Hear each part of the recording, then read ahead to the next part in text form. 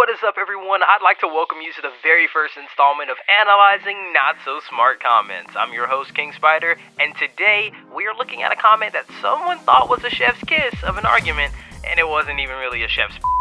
This is in response to a video I posted stating that men don't have to wait to have daughters to protect women, and that women are at the bottom of the totem pole in society. Let's begin. So, Marty Jesus, I don't really know how he wants to pronounce it. It's like the GIF thing.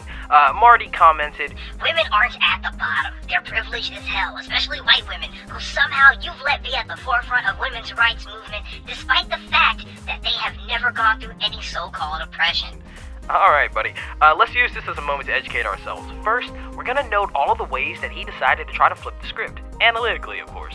None of this is personal. First, I noticed the straw man fallacy, misrepresenting feminism as a monolith controlled by white women only. Then I noticed the hasty generalization, equating white women with never experiencing oppression. And then I see a ad hominem tone, emotionally charged and directed towards individuals like you, Follett, which weakens the argument. Then I see a false dichotomy. This implies that you're either privileged or oppressed. There's no middle ground or nuance.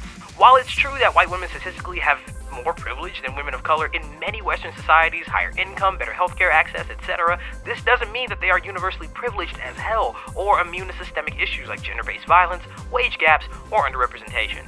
It also ignores the intersectionality of oppression.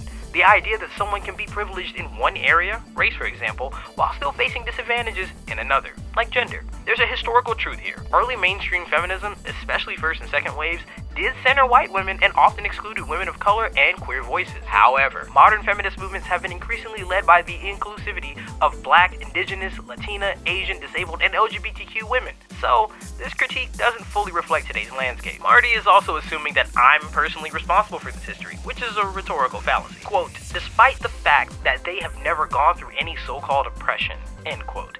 This is the most inaccurate and inflammatory part of the comment. Women, including white women, have faced and continue to face wage discrimination, sexual violence, political underrepresentation, medical neglect, and much more. Denying that is a form of historical revisionism and dismisses centuries of documented struggle, like the lack of voting rights until 1920 in the US, coverture laws, employment discrimination, etc. This comment reads more like a reactionary emotional outburst than a reasoned argument. It contains a microcosm of a legitimate critique, white feminism's dominance in some feminist narratives, but it's buried under blanket statements, historical denial, and accusatory language. So, if you're gonna pick apart a post asking men to be better, you might want to take a second and make sure you're not the problem being called out. Spoiler alert, you are, Marty. Thank you for joining me on today's episode of Analyzing Not So Smart Comments. I'm King Spider, and I hope you enjoy the rest of your scrolling.